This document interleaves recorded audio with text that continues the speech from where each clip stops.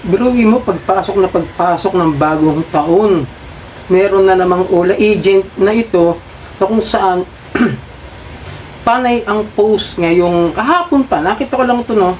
Salamat doon sa nag-forward doon sa GC ko. Ayun, tulungan nyo akong i-report itong OLA agent na to. Pero wala siyang binabanggit na OLA, no? Pero grabe siya. Bagong taon, nagsisimula na naman yung pagkakalat nila ng ng kabalastugan, kabalasbasan nila, no? Report natin, tulungan natin sila. Alright, welcome back na naman sa aking channel, mga kadyani, at maglalambing lang po muna ako sa inyo. Napaki-follow po ang aking mga social media account, ang Facebook, TikTok, at ang aking YouTube channel. Paki-like na rin po, share na hit nyo na yung notification bell para updated po kayo sa mga videos na ginagawa natin ito about sa usapang online lending apps. So yun, bagong taon, dapat bagong buhay. Pero ito, mga OLA agent na to, hindi bagong buhay. Lumang buhay, pinapanatili nila hanggang sa kinabukasan ng mga pagsira ng mga tao nang hihiram sa kanila na hindi agad nakakabayad. Matindi to, no? Pakita ko sa inyo yung isang buong pamilya na ipinost nitong OLA agent nito. Nakakalungkot lang, ayaw nila magbigay ng OLA nila kung saan silang kumpanya nagtatrabaho, no? Ito, yung sasabi sa inyo, maaaring pati yung picture na itong OLA agent na to, ginamit din niya, maaaring kung saan niya kinuha to, kaya huwag natin husgahan yung nasa picture. Report lang natin yung OLA agent do sa Facebook report profile niya. So ito yung sinasabi ko sa inyo, no? In loving memories, ang utang lamang po ay 1,860. Biruin mo, tapos ipinahiya ang isang buong pamilya dito sa Facebook. Okay? At kung sabi nung nasa comment, takpan natin yung mga pictures nila, yung mga mukha nila, no? Para sa privacy at sa pangangalaga, sa respeto doon sa mga nabiktima nitong OLA agent nito. Ano sabi sa post niya? Itong pamilya nito, mga patay gutom to, ang may bahid ng kasama ng lahi nila, lalo na sa side ng lalaki. Grabe, sikat daw sa lugar nila ng pamilya niya ang medyo balasubas talaga, manyak talaga. Kaya yung anak nilang babae, takpan natin niya gabi-gabi habang ang nanay sa sideline kudyo sa labas ng motel. Bari mo, ito yung sinasabi ko sa inyo, no, na hindi ko alam bakit meron din kasi sa mga comment sections ko na tumatangkilik pa rin sa mga OLA na yun mga nare-revoke na di mo alam kung sino yun, di ba? Di naman nila sasabihin kung anong OLA yung mga magpo-post na yung mga OLA agent na yan. Ganyan sila, siyempre. Magiging tuso yung mga yan, lalo ngayong bagong taon. Pero mo, kahapon pa yung mga post niya, ang dami na kaganyang ipinost. Tapos ito pa yung isa, na grabe rin ginawa doon sa post niya. Pati batang walang malay na nasa ospital, dinikit doon sa picture nung borrower. Ayan, sabi, 4-5 lamang ang utang din. Itong si ate girl, bigyan may ginawang hindi maganda yung bata, anak ng kaibigan, dahil sa sobrang inggit nito sa mga gamit ng nanay ng bata. Kaya sa ngayon todo part-time siya kahit saan para lang mabilhan lang ng luho niya, at nagkasakit siya, umutang siya sa amin dahil panggamot niya sa kanyang tulo. Gruya mo, di ba? Sisiraan, mama, hindi ka pa nga sigurado, hindi pa nga tayo sigurado kung talagang may utang itong mga tao na ito Baka mamaya nakuha lang nila yung mga info doon sa mga contacts natin, doon sa mga FB account natin, tapos idinamay lang. Pwede yung gano'n para mapahiya yung tunay na borrower, di ba? Pwede naman nilang gawin yan kahit hindi may utang sa kanila, ipopost nila, ipapahiya na rin nila. Gano'n na rin yung modus ng mga yan, tandaan nyo. Hindi na yan yung usual na yung mismo tao minsan nangungutang. Pansin ko lang, no? Kasi katulad sa akin, wala naman akong utang sa isang precise na OLA, pero pinopost din ako. Diba? Hindi na common yung kahit may utang ka o kahit wala kang utang o kakilala mo o kaibigan mo, yung nangutang dyan, idadamay na rin nila. Tapos ito yung pangalan, no? Ito, hanapin nyo na lang, no? Lagay ko siguro yung link doon sa description, tapos doon nyo i-report para kung nahirapan man kayong hanapin, nandiyo sa description ko, nasa link yung description. Ay, nasa description ko yung link. Baliktad tuloy ako.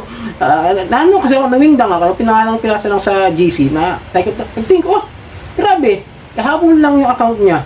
Pangalan niya is Charles Reyes ang Pingalcaras. No, hanapin niyo na lang. Hindi tayo nangingirang puri dito. Humihingi ako ng tulong sa mga loyal followers, subscribers ko na i-report natin sa Meta itong profile na ito. Actually, na-report ko na siya. Ayan.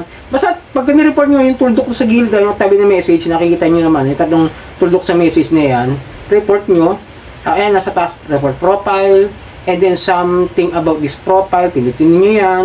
And then, harassment or bullying, yan, ipipindutin nyo, i-click nyo. And then, you selected harassment or bullying, then done. Tatlong beses ko siyang ginawang ganyan, para mas mabilis makita ni Meta na maraming report itong OLA agent na ito, itong profile pic ng OLA agent na yan, okay? Para mawala siya. Kasi, bagong taon, nang yuyurak ng buhay ng ibang tao. Kita niyo naman, di ba? Nakita ko na sa inyo yung isang buong pamilya na pinost niya. Biruin mo, ang liit pa ng utang, 1,860, sisirain mo yung buhay.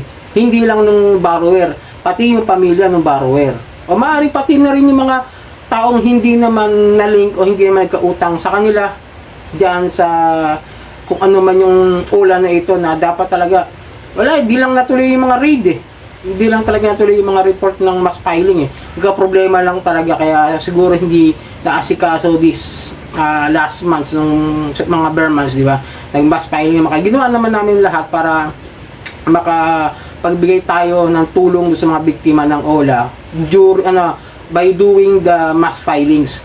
Kaso nga lang, ang problema, nagkaroon ng issue yung sa PAO.